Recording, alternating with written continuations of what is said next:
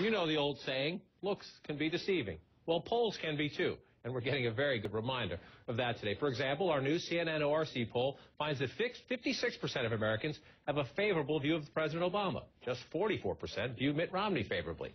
Bad news for the presumptive GOP nominee, right? Well, not so fast. Romney's up 10 points from February, meaning now that the Republican primaries are effectively over, he's beginning to get a second look. New Pew Research Center numbers out tonight also show a bit of a Romney rebound. President Obama leads nationally, but by 4 points. That's down from 12 points just a month ago. Tonight's truth is a reminder. Reading polls can be like riding a roller coaster, and a lesson that especially this far out, 203 days until you vote, that's Election Day, other benchmarks that are much more trustworthy. The president's job rating, not personal popularity, is one time-tested data point. 49% of Americans approve of how President Obama is handling his job.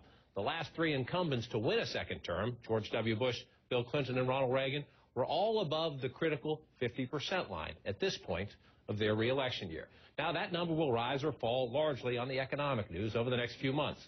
Last week's jobs report, for example, renewed worries about the strength of the economy.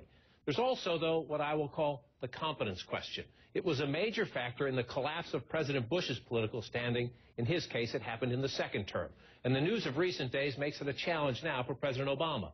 In the last administration, the Bush administration, it was bad management of the Iraq War and then the Katrina debacle that raised the competence debate.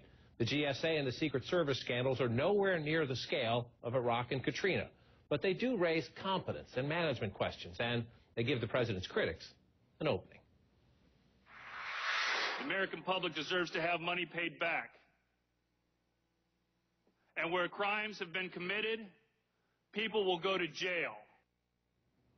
Now, the GSA administrator has lost her job. So far, the White House is standing by the Secret Service director. And the president has confidence in the director of the Secret Service. Director Sullivan acted quickly in response to this incident and is overseeing an investigation as we speak into the matter. Let's be clear, it's more than a stretch to pin the blame for any one or two agency failures directly on the president. But these instances do feed into the Republican argument that President Obama is a nice guy, but a bad CEO. Truth is, they'll likely need more embarrassing headlines and more weak economic news to be able to make that stick. But you can be sure the competence question will be front and center in the Republican argument from now to know. Joining us to talk truth tonight, CNN chief political analyst Gloria Borger, Romney senior campaign advisor Kevin Madden, and CNN political contributor and Democratic strategist Maria Cardona. When you look at these things, Kevin, you have a lot of experience on the Hill, too. You know how this town works. GSA scandal, Secret Service embarrassment with the military, does it reflect on the president, whether he's a Democrat or Republican? I do think it reflects on the president. I think what happens is, but it's by fiat. I think what happens is it reflects very poorly on the way things are being run in Washington. And in the public's mind, the person who's in charge of the way things are going in their government, the person who's in charge of the tone and any progress made in Washington, in large part that falls to the commander-in-chief, the president. The buck stops with him. And so all of these different things that the public has outrage with, spending, mismanagement at GSA, it becomes emblematic of what they don't like about Washington, and they blame the person in charge, the person at the top. When you look at these, Maria, as a Democrat, I have to assume it's the GSA one that makes you cringe, because the Democrats have to make the case. It's in the Democratic DNA as the government is an instrument of good. You send us your taxpayers' dollars, we will do good with it. Right. We will help people with it. And then you see this. Yeah. I'm not going to use the word that pops into my head when you see it. And if does the president, he is the president. Life and politics are sometimes unfair. Nothing to do with it personally. He's in charge. That's right, and you're right, it does make us cringe. I think it's making all of the American people cringe, and Democrats are no different.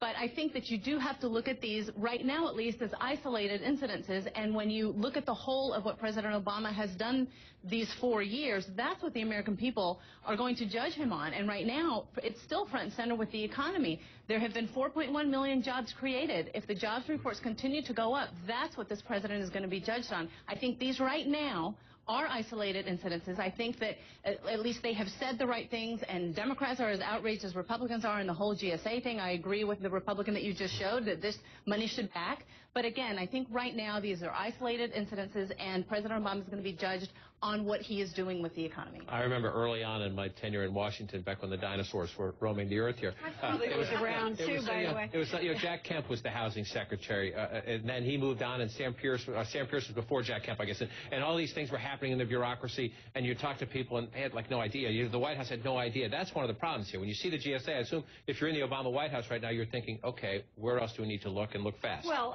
and since Republicans run the House, you can be sure that they're going to start saying, okay, if this happened at the GSA, where else was mismanagement going on? And it does, to your point, speak to a competence question. People want a competent President of the United States. They don't want a president who seems to be a captive of Washington because they don't like Washington. And the closer that the president is drawn to mismanagement in Washington, the bigger problem it becomes for him. You know, he's standing by the head of his Secret Service right now, and so he has put himself out on a limb there. He's been very angry about the GSA. The question is whether the public is going to differentiate. That is the key. And Maria and Gloria both made good points about the public's outrage and that there's Democrat, they're expressing outrage. It's whether or not the actions match what the public really wants to see as far as change in Washington. And I think that's going to be the biggest challenge here, and I don't have much confidence that the White House will be able to navigate it. Well, let's talk a bit about what I'll call the Romney reboot. You essentially clinch, and you try to deal with your problems. It happens to everybody. President Obama, then Senator Obama, had them after beating Hillary Clinton. As Michelle Bachmann noted earlier, he had to reach out to Clinton voters. Romney's got a chance to. In our polling, it shows the American people are pretty open-minded. Already know enough about Governor Romney. 45% say yes. 53% say they plan to give him a look. As he gets this second look, I want you to listen to him here, borrowing from Senator Clinton about his critics. There will be an effort by the, quote, vast left-wing conspiracy to work together to put out their message and to attack me. They're going to do everything they can to divert from the issue people care most about, which is a growing economy that creates more jobs and rising incomes. That's what people care about. Kevin Madden, he's on Breitbart TV. That's a conservative outlet there. But should he be complaining when you're in a position to get a second look, or should, no matter, if anyone asks him a question, even if he does want to complain, shouldn't he pivot and make it about what his economic message as opposed to the left-wing conspiracy? I've come on the show and I always say when the polls are really bad, I say, hey, polls are just a snapshot in time, right?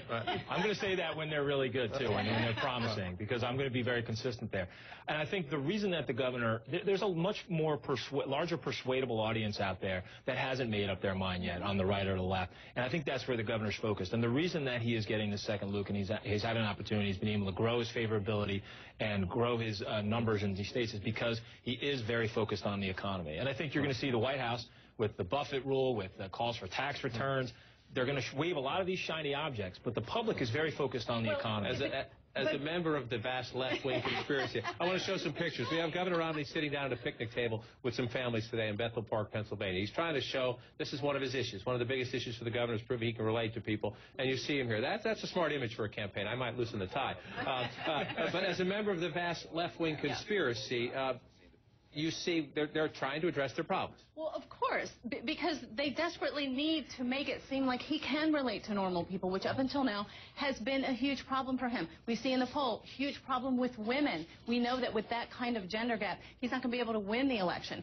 But he's got two problems. The first one is even though Americans, 53% of Americans are willing to give him a second look, he's been running for 5 years.